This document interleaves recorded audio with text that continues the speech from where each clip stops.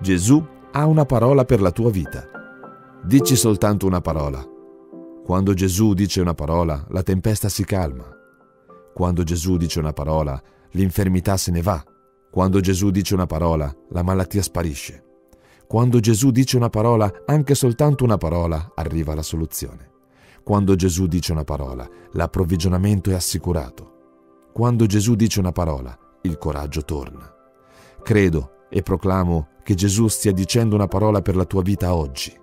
Prega con me.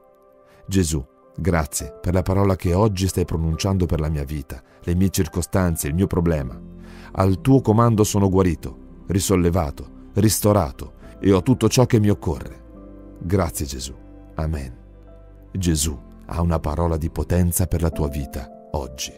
Grazie di esistere. Eric Sellerier.